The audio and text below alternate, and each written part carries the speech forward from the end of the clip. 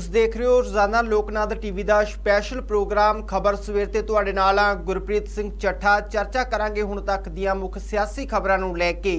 सब तो पहला गल करांगे चरणजीत सिंह चन्नी दे भाणजे दी। उसका अज ईडी का रिमांड है जिहड़ा खत्म होया, अज ईडी कोर्ट दे विच पेश करेगी ते हुण तक दी पुछगिछ दे विच किहड़े वड्डे खुलासे होए ने कि इस दे नाल चरणजीत सिंह चन्नी दियां मुश्किलां वधदियां नज़र आउणगीआं। तमाम विषय नूं लैके गलबात करांगे ते नाल ही गल करांगे अज दो वड्डियां पार्टियां दे वड्डे आगू पंजाब दे विच रैली करन जा रहे ने, की कुछ ऐलान किए जा सकते हैं 22 दियां चोणां नूं लैके। इस ते भी चर्चा करांगे, गलबात करांगे ते नाल ही चर्चा करांगे लुधियाना दे विच दो वड्डे लीडर आपस दे विच खैबड़े ने, आपसी झड़प हुई है, इत्थों तक कि गोली चलन की भी जिहड़ी घटना सामने आई है। आखिर किहड़े वड्डे लीडर ने ते घटना क्यों वापरी, इस ते भी चर्चा करांगे। ते इस प्रोग्राम दे विच साडे नाल शामिल ने डॉक्टर भीमेंद्र सिंह। डॉक्टर साहब प्रोग्राम च स्वागत है जी। बहुत बहुत शुक्रिया, मेहरबानी, धन्यवाद गुरप्रीत जी। डॉक्टर साहब सब तो पहला गल करते हैं, अज चरणजीत सिंह चन्नी के भाणजे नूं दोबारा ईडी है जिहड़ी कोर्ट दे विच पेश करेगी रिमांड दे लई, ते जिहड़ी हुण तक दी पुछगिछ हुई है उस दे विच की सामने आया है, किस किस दे नाल तार जुड़दे नज़र आ रहे ने? बिल्कुल गुरप्रीत जी, आपां पहलां भी इस मुद्दे नूं लैके चर्चा करते रहे हाँ और जिवें सारे जाणदे हां, आपां सारे दर्शक भी जाणदे ने कि लगातार ईडी वालों छापे मारे गए और उहदे विच करोड़ां रुपया और होर भी जिहड़ा बड़ा समान जिहड़ा जब्त किया गया चरणजीत चन्नी होरां दे भाणजे दे वल्लों, और उन्हां कोलों मतलब कई चीज़ां जिहड़ियां खास तौर ते बदलियां नूं लैके और रेत माफीए दा जिहड़ा नजायज़ धंधा है उहनूं लैके बहुत वड्डे खुलासे जिहड़े ने ईडी वालों कीते गए सीगे। और उही गल जिहड़ी हैगी है जिवें आप तुसीं दस्सिया है कि अज 8 तरीक है और 8 तरीक नूं जिहड़ा हैगा होर ज़्यादा रिमांड वधाउण दे लई उन्हां नूं अज अदालत दे विच पेश होएगा और इस करके उम्मीद की जानी बनदी है कि होर समा शायद ना मिले, पर जिन्ना कि भी समा मिलिया है जिवें तुसीं दस्सिया है कि वड्डे खुलासे इन्हां दिनां दे विच सामने आ रहे ने। खास तौर पे जिहड़े नजायज़ धंधे नूं लैके माइनिंग माफिया है उहदे बारे और उहदे विच किन्ने क ठेकेदारां दा हत्थ है और किन्ने क वड्डे अधिकारियां दा हत्थ है, या इसे तरह तुसीं कह सकदे हो कि जिहड़े पोलीटिकल लोक ने उन्हां दा हत्थ है, क्योंकि इन्हां तिन्नां दी जिहड़ी सहमति हुंदी है या तिन्नां दा जिहड़ा नैक्सस है, संबंध है, उहदे तो बिना ये नजायज़ माइनिंग नहीं हो सकती, ये संभव नहीं हुंदी। और पिछले लंबे समय तो आप वेख रहे हैं पंजाब दे विच नजायज़ माइनिंग का धंधा जिहड़ा हैगा लगातार चल रहा है, और चाहे विरोधी पार्टियां होण, चाहे विदिन पार्टी होवे, चाहे अकाली दल होवे, उन्हें भी वड्डे मुद्दे जिहड़े सीगे किसी वेले चन्नी साहब दे उत्ते इस नजायज़ माइनिंग नूं लैके चुके सीगे। इसे तरह आम आदमी पार्टी वालों ये मुद्दा जिहड़ा सीगा किसी वेले बहुत वड्डे पद्धर ते उत्ते चुक्या गया सीगा, और राहुल अपना कह सकते हैं कि राघव चड्ढा जी जिहड़े ने ओह बकायदा तौर ते जाके उन्होंने लाइव भी किया सी उस वेले, सो वो भी चर्चा का विषय रही सी, वीडियो वायरल हुई सी उन्हां दिनां दे विच। सो उस तो बाद भी तुसीं देखिया होएगा कि लगातार माइनिंग जिहड़ा माफिया है ये हुण सिर्फ दरियावां तक सीमित नहीं रह गया, सगों हुण जंगलों के विच भी जिहड़ी हैगी माइनिंग होनी शुरू हुई है। सो मेरा कहने का मतलब है कि पंजाब के वातावरण नूं बहुत वड्डे जिहड़े ने इस वेले खतरे खड़े हो चुके ने। पानियां दा मसला आपां सारे जाणदे हां कि गंभीर मसला है, और इस तरह तुसीं देखिया होएगा कि जिहड़ी साडा मालवा खेतर है ओह भी एक आपां कह सकते हैं कि कैंसर बैल्ट जिहड़ी हैगी मालवा बैल्ट बनी हुई है। पानी दे करके फसलों दे विच जिहड़ियां कीटनाशक दवाइयां पैंदियां ने उहनूं लैके लोग लगातार इस खित्ते दे बीमार रहिंदे ने। वातावरण का मुद्दा जिहड़ा हैगा लगातार पिछले लंबे समय तो बहुत सुर्खियां दे विच रहा है। पानी साडा गंदला हो चुका है, हवा साडी जिहड़ी हैगी प्रदूषित हो चुकी है। सो कहने का मतलब है कि चारे पासे जिहड़ा हैगा आपां सारे देखदे हां कि चाहे पंजाब दी नौजवानी होवे, वातावरण होवे, चाहे जिहड़ा हैगा नजायज़ माइनिंग माफिया होवे, लीकर माफिया होवे, ट्रांसपोर्ट माफिया होवे, यानी कि जिहड़े सारे मुद्दे ने, पर दिक्कत है जिहड़ी समस्या है इस वेले ये साडियां चोणां चों ये मुद्दे गायब हो रहे हैं। और ये करके तुसीं देखोगे कि लगातार पंजाब दे विच जिहड़े दूसरे मुद्दे ने जिहड़े कि आम लोकां दे नाल जिन्हां दा संबंध ही कोई नहीं है, वो मुद्दे सैंट्रलाइज किए जा रहे ने और पंजाब दे लोकां नूं वंडण दी कोशिश की जा रही है, पंजाब दे भाईचारे नूं तोड़न दी कोशिश की जा रही है चोणां करके। आपां सारे पिछले दिनां दे विच जिद्दां दीयां घटनावां होईयां ने जां जिहड़ियां हुण घटनावां वापर रहीआं ने, इत्थों सारियां सानूं यही लग रहा है कि पंजाब दे जिहड़े बेसिक मुद्दे ने, बुनियादी मुद्दे ने, नौजवानी नूं रोजगार दा मुद्दा है, बुनियादी मुद्दा है, बिजली पानी दा मुद्दा जिहड़ा बुनियादी मुद्दा है, किसानी दा मुद्दा जिहड़ा हैगा बुनियादी मुद्दा है, और सारे जानते हैं कि चिट्टे नूं लैके या नशियां नूं लैके जिहड़े पिछले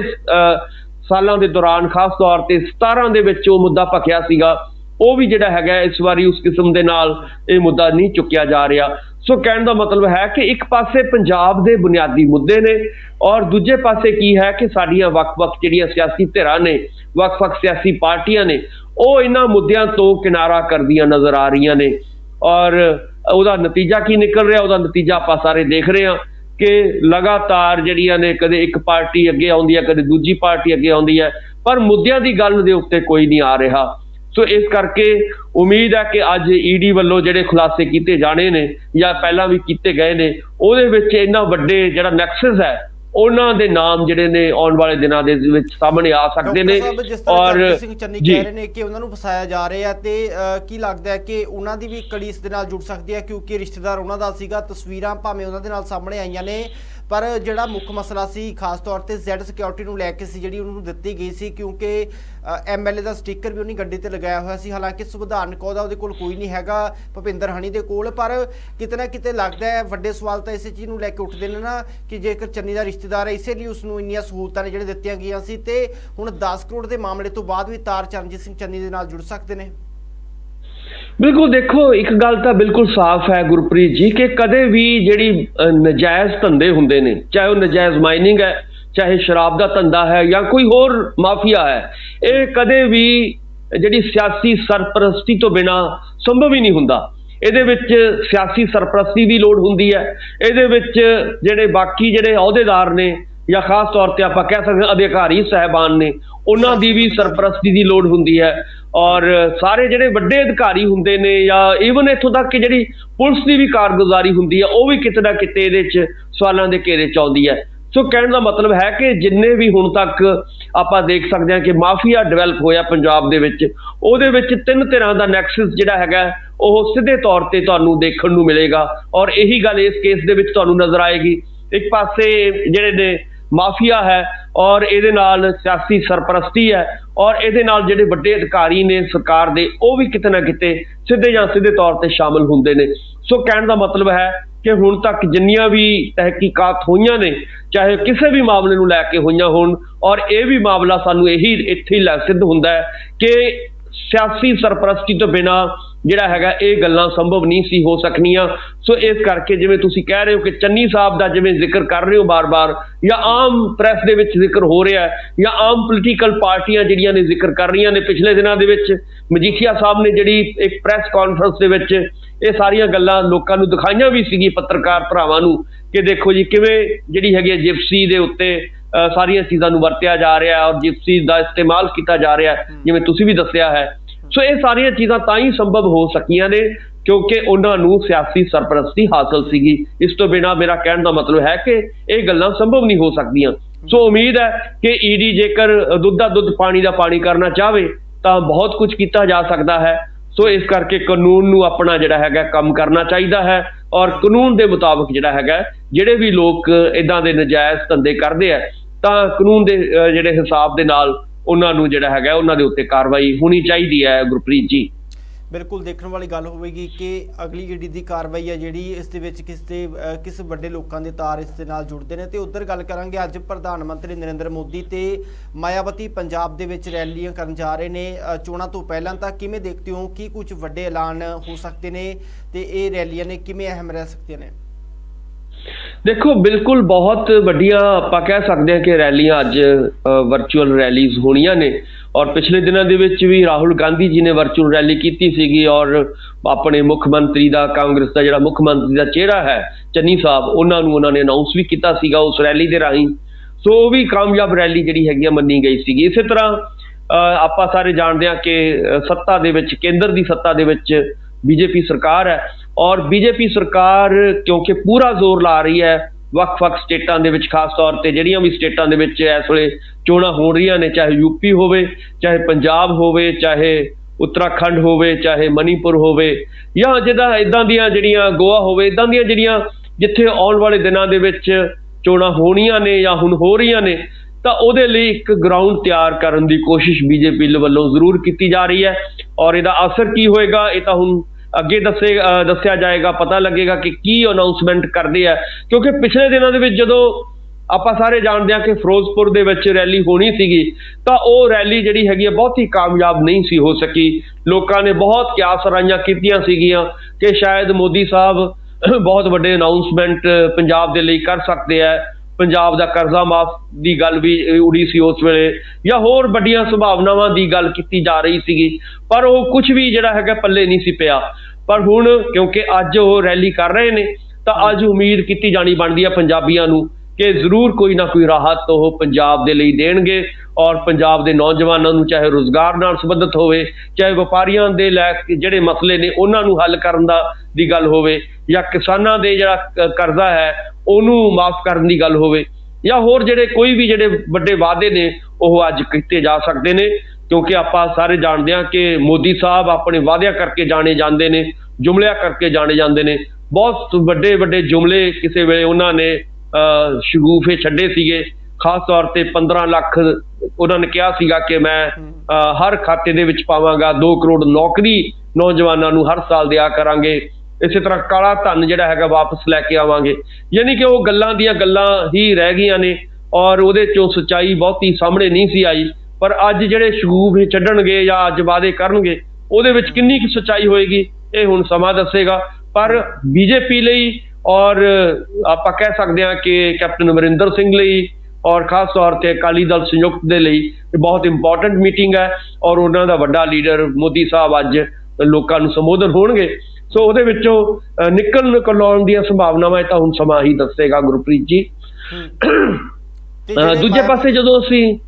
ਮਾਇਆਵਤੀ ਜੀ ਦੀ ਗੱਲ ਕਰਦੇ ਹਾਂ, ਮਾਇਆਵਤੀ ਜੀ ਆਪਾਂ ਸਾਰੇ ਜਾਣਦੇ ਹਾਂ ਕਿ ਹੁਣ ਪਿਛਲੇ ਲੰਬੇ ਸਮੇਂ ਤੋਂ ਪੰਜਾਬ ਤੋਂ ਬਹੁਤਾ ਉਹਨਾਂ ਨੇ ਜਿਹੜਾ ਹੈਗਾ ਉਡਾਨ ਨਹੀਂ ਸੀ ਭਰੀ। ਉਹ ਕਦੇ ਪੰਜਾਬ ਦੀਆਂ ਵੱਡੀਆਂ ਰੈਲੀਆਂ ਦੇ ਵਿੱਚ ਨਹੀਂ ਸ਼ਾਮਲ ਨਹੀਂ ਸੀ ਹੋਏ, ਪਿਛਲੇ ਲੰਬੇ ਸਮੇਂ ਤੋਂ ਗੈਰ ਹਾਜ਼ਰ ਰਹੇ ਸੀਗੇ। ਪਰ ਹੁਣ ਵਰਚੁਅਲ ਮੀਟਿੰਗ ਕਰਕੇ ਜਾਂ ਵਰਚੁਅਲ ਰੈਲੀ ਕਰਕੇ ਜਿਵੇਂ ਉਹ ਸੰਬੋਧਨ ਹੋਣਗੇ, ਤਾਂ ਇਹਦੇ ਨਾਲ ਮੈਨੂੰ ਲੱਗਦਾ ਹੈ ਕਿ ਜਿਹੜਾ ਖਾਸ ਤੌਰ ਤੇ ਬਸਪਾ ਦਾ ਜਿਹੜਾ ਕਾਡਰ ਹੈ ਉਹਦੇ ਵਿੱਚ ਉਤਸ਼ਾਹ ਜ਼ਰੂਰ ਭਰਨ ਦੀ ਕੋਸ਼ਿਸ਼ ਕੀਤੀ ਜਾਏਗੀ। ਕਿਉਂਕਿ ਚੋਣਾਂ ਆਪਾਂ ਸਾਰੇ ਜਾਣਦੇ ਹਾਂ ਕਿ ਯੂਪੀ ਦੇ ਵਿੱਚ ਵੀ ਨੇ ਔਰ ਯੂਪੀ ਦੇ ਵਿੱਚ ਬੀਜੇਪੀ ਖਾਸ ਤੌਰ ਤੇ ਜਿਹੜਾ ਹੈਗਾ ਬਸਪਾ ਇਹਨਾਂ ਦੀ ਸੱਤਾ ਵੀ ਰਹੀ ਹੈ ਔਰ ਮੁੱਖ ਮੰਤਰੀ ਵੀ ਰਹੇ ਨੇ ਯੂਪੀ ਦੇ ਮਾਇਆਵਤੀ ਜੀ। ਸੋ ਇਸ ਕਰਕੇ ਉਮੀਦ ਕੀਤੀ ਜਾਣੀ ਬਣਦੀ ਹੈ ਕਿ ਉਹ ਵੀ ਆਪਣੇ ਵਰਕਰਾਂ ਦੇ ਵਿੱਚ ਵੱਡਾ ਉਤਸ਼ਾਹ ਭਰ ਸਕਦੇ ਨੇ ਔਰ ਅਕਾਲੀ ਦਲ ਔਰ ਬਸਪਾ ਦਾ ਜੋ ਗੱਠਜੋੜ ਹੈ ਉਹਨੂੰ ਮਜ਼ਬੂਤ ਕਰਨ ਦੇ ਵਿੱਚ ਅੱਜ ਦੀ ਰੈਲੀ ਦਾ ਜਿਹੜਾ ਹੈਗਾ ਰੋਲ ਕਾਫੀ ਵੱਡਾ ਹੋ ਸਕਦਾ ਹੈ। ਹੁਣ ਪਰ ਸਮਾਂ ਦੱਸੇਗਾ ਪੰਜਾਬ ਦੇ ਲੋਕ ਇਹਨਾਂ ਦੋਵਾਂ ਰੈਲੀਆਂ ਨੂੰ ਕਿਵੇਂ ਲੈਂਦੇ ਨੇ, ਇਹਨਾਂ ਲੀਡਰਾਂ ਦੇ ਉੱਤੇ ਭਰੋਸਾ ਕਰਦੇ ਨੇ ਜਾਂ ਨਹੀਂ ਕਰਦੇ। ਇਹ ਤਾਂ ਹੁਣ ਅਗਲੀਆਂ ਜਿਹੜੀਆਂ ਨੇ 20 ਤਰੀਕ ਨੂੰ ਚੋਣਾਂ ਜਿਹੜੀਆਂ ਹੋਣੀਆਂ ਨੇ ਉਹਦੇ ਵਿੱਚ ਹੀ ਸਾਹਮਣੇ ਆਏਗਾ। ਪਰ ਫਿਲਹਾਲ ਆਪਾਂ ਕਹਿ ਸਕਦੇ ਹਾਂ ਕਿ ਦੋਵੇਂ ਵੱਡੇ ਲੀਡਰ ਜਿਹੜੇ ਨੇ ਆਪਣੇ ਆਪਣੇ ਕਾਡਰ ਨੂੰ ਉਤਸ਼ਾਹਿਤ ਕਰਨਗੇ ਔਰ ਲੋਕਾਂ ਨੂੰ ਜਿਹੜੇ ਨੇ ਵੱਡੇ ਵਾਅਦੇ ਉਹਨਾਂ ਦੇ ਨਾਲ ਕੀਤੇ ਜਾਣਗੇ ਕਿ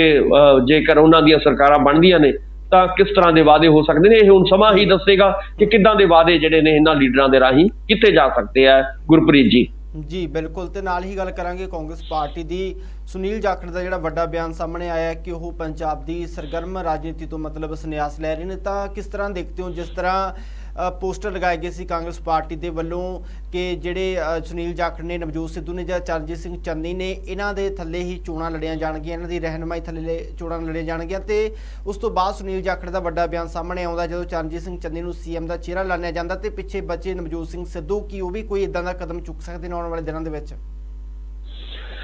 ਦੇਖੋ ਹੁਣ ਜਿਹੜਾ ਸਮਾਂ ਹੈ ਇਸ ਵੇਲੇ ਐਨ ਸਿਖਰ ਤੇ ਚੱਲ ਰਿਹਾ ਹੈ, ਚੋਣਾਂ ਦਾ ਦੌਰ ਜਿਹੜਾ ਆਪਾਂ ਕਹਿ ਸਕਦੇ ਹਾਂ ਕਿ ਐਨ ਲੜਾਈ ਜਿਹੜੀ ਹੈਗੀ ਆ ਸਿਖਰ ਤੇ ਪਹੁੰਚੀ ਹੋਈ ਹੈ ਔਰ ਇਸ ਸਿਖਰ ਦੇ ਵਿੱਚ ਲੜਾਈ ਦੇ ਵਿੱਚੋਂ ਜਾਣਾ, ਸਿਖਰ ਦੇ ਉੱਤੇ ਪਹੁੰਚ ਕੇ ਤਾਂ ਮੈਨੂੰ ਲੱਗਦਾ ਕਿ ਬਹੁਤਾ ਵਧੀਆ ਕਦਮ ਆਪਾਂ ਇਹਨੂੰ ਨਹੀਂ ਕਹਿ ਸਕਦੇ ਕਾਂਗਰਸ ਦੇ ਲਈ। ਕਾਂਗਰਸ ਦੇ ਲਈ ਬਹੁਤ ਵੱਡੀ ਇੱਕ ਜਿਹੜੀ ਹੈਗੀ ਹੈ ਹਾਨੀ ਹੈ ਔਰ ਨੁਕਸਾਨ ਹੈ ਕਾਂਗਰਸ ਦਾ, ਔਰ ਇਹਦਾ ਖਮਿਆਜਾ ਉਹਨਾਂ ਨੂੰ ਹੋ ਸਕਦਾ ਹੈ ਕਿ ਅਗਲੀਆਂ ਜਿਹੜੀਆਂ ਹੁਣ ਚੋਣਾਂ ਨੇ ਇਹਦੇ ਵਿੱਚ ਭੁਗਤਣਾ ਪਵੇ, ਕਿਉਂਕਿ ਕੋਈ ਵੀ ਲੀਡਰ ਜਿਹੜਾ ਹੁੰਦਾ ਹੈ ਉਹਦੀ ਲੋੜ ਹੁੰਦੀ ਹੈ ਇਸ ਵੇਲੇ, ਕਿਉਂਕਿ ਸਰਗਰਮ ਸਿਆਸਤ ਤੋਂ ਜਦੋਂ ਤੁਸੀਂ ਸੰਨਿਆਸ ਲਵੋਗੇ ਤਾਂ ਲਾਜ਼ਮੀ ਤੌਰ ਤੇ ਜਿਹੜੀ ਤੁਹਾਡੇ ਨਾਲ ਜੁੜੀ ਹੋਈ ਵੋਟ ਬੈਂਕ ਹੈ ਉਹਦੇ ਉੱਤੇ ਕਿਤੇ ਨਾ ਕਿਤੇ ਸੱਟ ਵੱਜਦੀ ਤੁਹਾਨੂੰ ਜ਼ਰੂਰ ਨਜ਼ਰ ਆਏਗੀ। ਸੋ ਜਾਖੜ ਸਾਹਿਬ ਨੇ ਜੇ ਇਹੀ ਫੈਸਲਾ ਲੈਣਾ ਸੀਗਾ ਤਾਂ 10 ਦਿਨ 12 ਦਿਨ ਠਹਿਰ ਕੇ ਲੈ ਲੈਣਾ ਸੀਗਾ, 20 ਦਿਨ ਬਾਅਦ ਲੈਣਾ ਸੀਗਾ। ਹਜੇ ਉਹ ਜਿਹੜਾ ਹੈਗਾ ਇਹ ਫੈਸਲਾ ਨਾ ਲੈਂਦੇ, ਲੋਕਾਂ ਨੂੰ ਇਹ ਸੰਦੇਸ਼ ਨਹੀਂ ਸੀ ਦੇਣਾ ਚਾਹੀਦਾ, ਔਰ ਇਹਦੇ ਨਾਲ ਕਾਂਗਰਸ ਦਾ ਜਿਹੜਾ ਮੁਰਾਲ ਹੈ ਉਹ ਡਾਊਨ ਹੋਏਗਾ। ਪਰ ਕਿਉਂਕਿ ਜਾਖੜ ਸਾਹਿਬ ਜੇ ਆਪਾਂ ਉਹਨਾਂ ਦੀ ਗੱਲ ਕਰਦੇ ਹਾਂ ਕਿ ਉਹਨਾਂ ਦੇ ਉੱਤੇ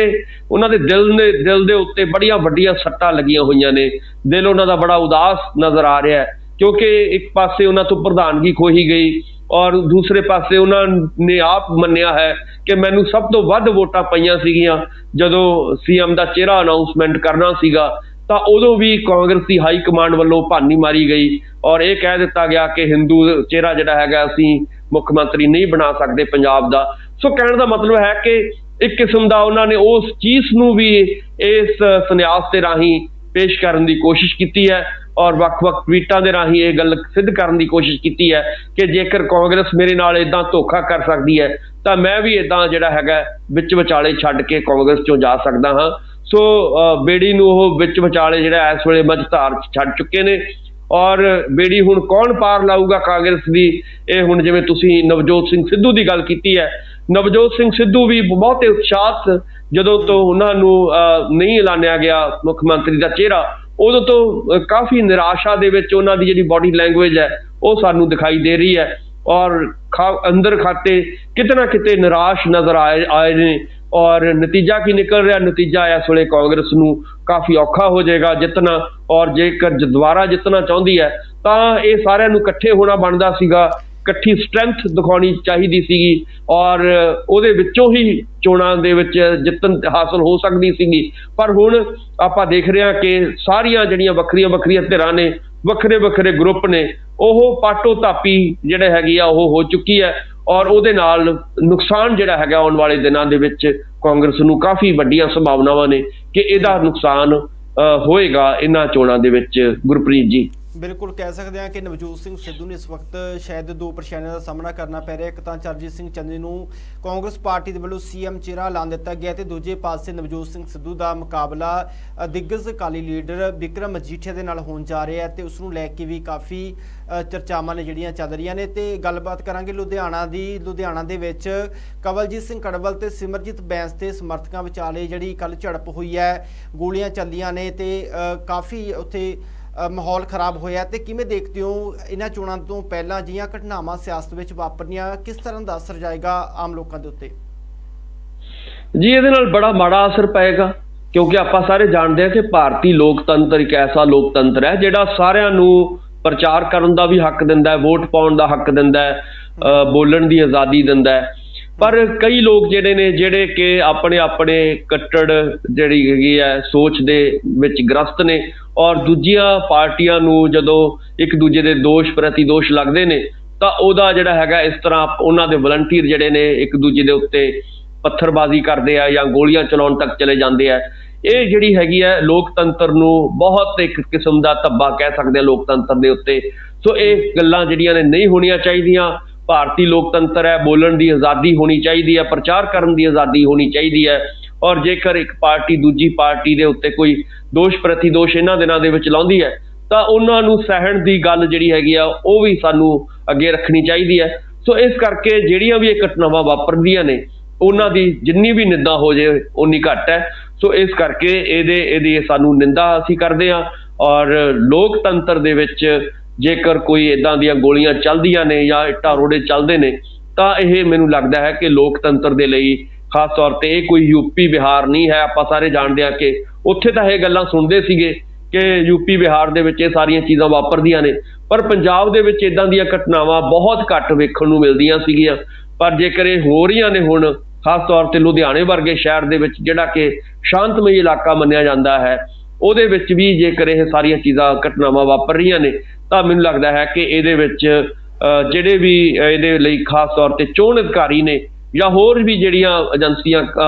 ਸ਼ਾਂਤੀ ਬਣਾਉਣ ਦਾ ਕੰਮ ਕਰ ਰਹੀਆਂ ਨੇ ਉਹਨਾਂ ਨੂੰ ਅੱਗੇ ਆਉਣਾ ਚਾਹੀਦਾ ਔਰ ਕਾਨੂੰਨੀ ਕਾਰਵਾਈ ਜਿਹੜੀ ਹੈਗੀ ਹੈ ਇਹਦੇ ਉੱਤੇ ਹੋਣੀ ਚਾਹੀਦੀ ਹੈ ਔਰ ਇਹਦੀ ਵੀ ਪੁੱਛ ਪ੍ਰਤੀਤ ਕਰਕੇ ਇਹਦੇ ਵਿੱਚ ਲੋਕਾਂ ਨੂੰ ਇਹ ਨਾ ਲੱਗੇ ਕਿ ਜੇਕਰ ਅਸੀਂ ਚੋਣਾਂ ਦੇ ਵਿੱਚ ਅੱਗੇ ਵੋਟ ਪਾਉਣ ਜਾਵਾਂਗੇ ਤਾਂ ਸਾਨੂੰ ਕੋਈ ਖਤਰਾ ਹੋ ਸਕਦਾ ਹੈ। ਕੋਈ ਡਰ ਦਾ ਮਾਹੌਲ ਜਿਹੜਾ ਹੈਗਾ ਨਹੀਂ ਹੋਣਾ ਚਾਹੀਦਾ। ਲੋਕ ਹਰ ਕਿਸੇ ਨੂੰ ਹੱਕ ਹੈ ਕਿ ਉਹ ਖੁੱਲ੍ਹ ਕੇ ਆਪਣੀ ਵੋਟ ਦਾ ਇਸਤੇਮਾਲ ਕਰੇ ਔਰ ਇਸ ਤਰ੍ਹਾਂ ਦੀਆਂ ਜਿਹੜੀਆਂ ਕਾਰਵਾਈਆਂ ਹੁੰਦੀਆਂ ਨੇ ਉਹਨਾਂ ਨੂੰ ਠੱਲ ਪਾਉਣ ਦੀ ਲੋੜ ਹੁੰਦੀ ਹੈ। ਗੁਰਪ੍ਰੀਤ ਜੀ ਬਿਲਕੁਲ, ਬਹੁਤ ਬਹੁਤ ਧੰਨਵਾਦ ਤੁਹਾਡਾ ਡਾਕਟਰ ਸਾਹਿਬ, ਤੁਸੀਂ ਇਸ ਪ੍ਰੋਗਰਾਮ ਦੇ ਵਿੱਚ ਆਪਣਾ ਕੀਮਤੀ ਸਮਾਂ ਦਿੱਤਾ। ਬਹੁਤ ਬਹੁਤ ਸ਼ੁਕਰੀਆ, ਮਿਹਰਬਾਨੀ, ਧੰਨਵਾਦ। ਤਾਂ ਇਹ ਸਨ ਸਾਡੇ ਨਾਲ ਡਾਕਟਰ ਭੀਮਿੰਦਰ ਸਿੰਘ ਜਿਨ੍ਹਾਂ ਨੇ ਹੁਣ ਤੱਕ ਦੀ ਸਿਆਸੀ ਸਥਿਤੀ ਨੂੰ ਸਪਸ਼ਟ ਕੀਤਾ ਤੇ ਆਉਣ ਵਾਲੇ ਦਿਨਾਂ ਦੇ ਵਿੱਚ ਚੋਣਾਂ ਤੋਂ ਪਹਿਲਾਂ ਜਿਹੜੇ 10-12 ਦਿਨ ਬਾਕੀ ਨੇ ਉਸ ਵਿੱਚ ਕਿਸ ਤਰ੍ਹਾਂ ਦਾ ਮਾਹੌਲ ਸਿਆਸੀ ਪਾਰਟੀਆਂ 'ਚ ਰਹਿ ਸਕਦਾ ਹੈ ਤੇ ਕਿਸ ਤਰ੍ਹਾਂ ਦਾ ਮਾਹੌਲ ਪੰਜਾਬ ਦੇ ਵਿੱਚ ਨਜ਼ਰ ਆਏਗਾ। ਪਲ ਪਲ ਦੀ ਅਪਡੇਟ ਤੁਹਾਨੂੰ ਦਿੰਦੇ ਰਹਾਂਗੇ ਤੇ ਇਸ ਪ੍ਰੋਗਰਾਮ ਦੇ ਵਿੱਚ ਫਿਲਹਾਲ ਇੰਨਾ ਹੀ। ਦਿਓ ਇਜਾਜ਼ਤ, ਧੰਨਵਾਦ।